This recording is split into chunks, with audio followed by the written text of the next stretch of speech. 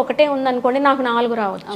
వాళ్ళకి 45 ఏళ్లలో వస్తే నాకు 30 ఏళ్లకే రావచ్చు. సో ఆ టెండెన్సీ ఉంది. సో ఇది ఎందుకు జరుగుతుందంటే ప్లాస్టిక్ లో ఉన్న కొన్ని సబ్స్టెన్సెస్, డయాక్సైన్స్ అనేవి అందులో నీళ్లు కానీ లేదా మనం ఉప్పు, పసుపు లేదా ఏదన్నా వండింది ఏదన్నా చపాతీ కూడా పెట్టుకోకూడదు. అబ్సల్యూట్లీ ఏదైనా ఫుడ్, ఏదైనా తినే ఐటమ్ మనం ఒక ప్లాస్టిక్ కంటైనర్ లో పెట్టినప్పుడు, ఇప్పుడు సపోజ్ ఉప్పు పసుపు అనుకోమ్మా, అది మనం రోజు ఎందుకు కడుగుతాం? ఆ డబ్బా ఖాళీ అయినప్పుడే కదా.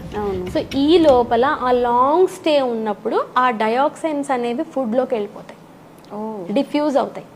ఇప్పుడు మనం 2-3 రకాల కలర్స్ బట్టలు పెట్టి ఉతికితే ఒకదాని రంగు ఒకదానికి అంటుతుందా? అలాగా ఈ ఫుడ్ ఐటమ్ ప్లాస్టిక్ కంటైనర్ లో ఉన్నప్పుడు ఆ ప్లాస్టిక్ లో ఉన్న డయాక్సైన్స్ అనేవి ఫుడ్ లోకి డిఫ్యూజ్ అవుతాయి. ఆ ఫుడ్ మనం వండుకొని తింటాం. So it is like pouring kerosene on fire, ఇంకా బాగా అంటుకుంటది కదా మంట. అలాగా ఈ డయాక్సైన్స్, సో ఫుడ్, ప్లాస్టిక్స్ ఇవి మనం రెగ్యులేట్ చేసుకోగలుగుతాం. బట్ మన ఫ్యామిలీ హిస్టరీ, మన జీన్స్ అనేది we are a victim to that, మనం దానికి ఏం చేయలేం. సో ఇవన్నీ నేను ఈరోజు భయపెట్టడానికి చెప్పట్లేదు. So your yearly checkup is very important.